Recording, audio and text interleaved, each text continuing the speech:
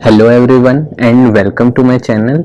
आज के इस वीडियो में हम जानेंगे school of Hindu law. School कौन कौन से हैं हिंदू लॉ के, जैसे कि हम जानते हैं एक है मिताक्षरा और दूसरा है दया भागा। तो ये दो तरह के स्कूल हैं, तो हम इसके बीच का डिफरेंस जानेंगे। इनमें डिफरेंस क्या है, ये बहुत ही इंपॉर्टेंट होता है अगर आप कंपटीशन की तैयारी कर रहे हैं जुडिशरी में की, या फिर पब्लिक प्रोसिक्यूटर या एपीओ, तो आपको थोड़ा पता होना चाहिए। या फिर आप लॉ स्टूडेंट हैं या फिर एडवोकेट हैं, तो आपको ये पता होना चाहिए मिताक्षर और दया भागा में क्या था और क्या डिफरेंस है। आगे बढ़ने से पहले अगर आप मेरे चैनल पर नए आए हो तो प्लीज लाइक, शेयर और सब्सक्राइब जरूर करें। यहाँ पर है मिताक्षरा और दूसरी तरफ है दया भागा। तो जो मिताक्षरा में पहला पॉइंट है, commentaries based upon Yajnavalkya written by Vijnaneshwara. तो ये जो यज्ञवालिका है ये बहुत ही इंपॉर्टेंट है एग्जाम पॉइंट ऑफ व्यू के लिए, तो आपको ये भी याद रखना है। Commentary based upon Yajnavalkya written by Vijnaneshwara, ये भी बहुत इंपॉर्टेंट है। ये दोनों ही चीज बहुत ही इंपॉर्टेंट है, तो आपको ये याद रखनी है, बहुत बार क्वेश्चन आ जाते हैं। ऐसे ही हम दया भागा के बारे में देखते हैं। दया भागा इज रिटन बाय जिमू थानावामस, ये भी बहुत इंपॉर्टेंट है एग्जाम पॉइंट ऑफ व्यू के लिए, लेकिन ज्यादातर मिताक्षरा के बारे में ही पूछते हैं, लेकिन आपको उसके बारे में पता होना चाहिए। And it's not a commentaries, ये ना कोई कमेंट्री नहीं है on any code like Mitakshara, जैसे कि मिताक्षरा है ऐसे ये नहीं है, लेकिन ये डाइजेस्ट है ऑल कोड का। जितने भी सारे कोड हैं उनका एक छोटा सा डाइजेस्ट है। अब हम मिताक्षरा में सेकंड पॉइंट देख लेते हैं। इट्स अ ऑर्थोडॉक्स स्कूल, ये ऑर्थोडॉक्स स्कूल है। और दया भागा में क्या है, इट्स अ रिफॉर्मिस्ट स्कूल। तो ये दो पॉइंट क्लियर हो गए। अब नेक्स्ट पॉइंट देखते हैं, third point, follow all over countries except, ये बहुत देखना जरूरी है, बंगाल एंड असम। ये बहुत ही इंपॉर्टेंट है, बहुत ज्यादा, ये बहुत बार आ जाता है और इसी में बच्चे कंफ्यूज होते हैं मिताक्षरा में बंगाल एंड असम है या फिर दया भागा में है। तो हमें ये देखना है जो मिताक्षरा है उसमें वो ऑल ओवर कंट्री फॉलो होगी, लेकिन बंगाल और असम को छोड़कर। वहीं हम दया भागा देखें तो ये फॉलो होती है only in Bengal and Assam, ये दो जगह ही फॉलो होती है दया भागा। अब फोर्थ पॉइंट देख लेते हैं मिताक्षरा का। इट हैज 4 सब स्कूल, इसके पास 4 सब स्कूल हैं। पहला है बनारस, दूसरा है बॉम्बे, तीसरा है मैथिला, फोर्थ है मद्रास। और इसके पास नो सब स्कूल एज सच, इसके पास नहीं है। फिफ्थ पॉइंट है जो मिताक्षरा का है, इट इज एक्सप्लिसिट, मतलब ये एक्सप्लेन करती है सारी thing. Explicit means everything, it explain everything. ये जितनी भी रूल रेगुलेशन जो भी चीजें होती हैं ये सारी चीज को एक्सप्लेन करती है। कौन करती है, मिताक्षरा।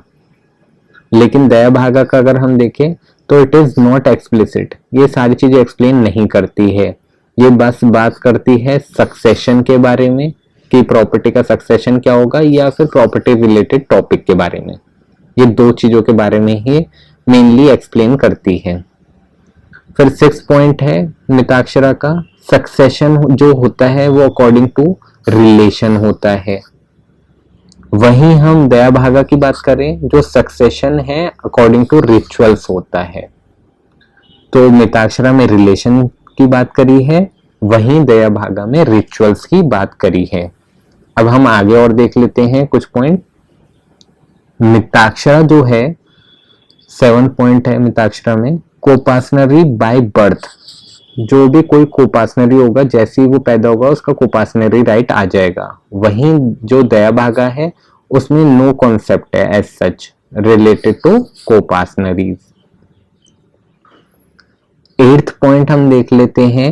8th पॉइंट में है जो प्रॉपर्टी डिवाइडेड इनटू 2 पार्ट्स, साप्रतिबंधीय और अप्रतिबंधीय। साप्रतिबंधी का मतलब क्या होता है, विद कंडीशन, कंडीशन के साथ होगी। और जो राइट होगा वो आफ्टर डेथ होगा, जब डेथ हो जाएगी तब उसका राइट आएगा। और साप्रतिबंधी मतलब सेपरेट प्रॉपर्टी, जो खुद से कमाई हो, ये सब वो सब। अप्रतिबंधी को हम देख लें तो अप्रतिबंधी क्या है, विदाउट कंडीशन, कोई कंडीशन नहीं है। दूसरा क्या है, बर्थ राइट है, जैसे पैदा हो गए तो आपका राइट आ जाएगा, बर्थ राइट अप्रतिबंधी में। और क्या है, ये जॉइंट प्रॉपर्टी है, जो आपकी एंसेस्ट्रल इन सबसे आती है ना, पुरखों की जो जमीन हो गई, जायदाद हो गई, ये सब वो अप्रतिबंधी में आती है। साप्रतिबंधी में सेपरेट प्रॉपर्टी, खुद की कमाई, उसमें कंडीशन होगी, ये सब वो सब। लेकिन वहीं हम दया भागा में देखें तो not recognise as such. 9th point क्या है मिताक्षरा का, जो फीमेल होती हैं, लेडीज होती हैं, वो कभी भी कोपासनरी नहीं होती हैं। लेकिन जैसे अगर हमने हिंदू लॉ पढ़ा था, तो हिंदू लॉ में जो सेक्शन 6 है वो ये बात करता है अब कि जो फीमेल है अब वो भी कोपासनरी है। और ये कब से लागू हुआ था, 9 सितंबर 2005 से, कि अब वुमेन भी जो है वो भी अब कोपासनरी है। तो 9th पॉइंट है, फीमेल कैन नॉट बी कोपासनरी, ये मिताक्षरा में है। अब वहीं हम दया भागा देख लेते हैं। एवरी एडल्ट कोपासनरी, चाहे वो मेल हो या फिर फीमेल, तो उसमें ऐसे जेंडर बायस कुछ नहीं है, लेकिन वहीं मिताक्षरा में है। 10th पॉइंट जो है, son can claim partition even against father, जो सन होगा, बेटा होगा, वो पार्टीशन क्लेम कर सकता है। वहीं हम देखें दया भागा में, son can not do so during life of his father, son ऐसा नहीं कर सकता है, पार्टीशन नहीं क्लेम कर सकता है। लेकिन हाँ, जब उनके फादर की डेथ हो जाएगी तब वो उसके बाद क्लेम कर सकता है। तो जो राइट इवॉल्व होगा आफ्टर डेथ ही होगा, डेथ से पहले नहीं होगा। लेकिन इधर मिताक्षरा में राइट जो है वो डेथ से पहले अराइज हो सकता है। Thank you for watching my video. अगर आपको ये वीडियो अच्छा लगा तो प्लीज़ मेरे चैनल को लाइक, शेयर और सब्सक्राइब जरूर करें। Thank you for watching my video.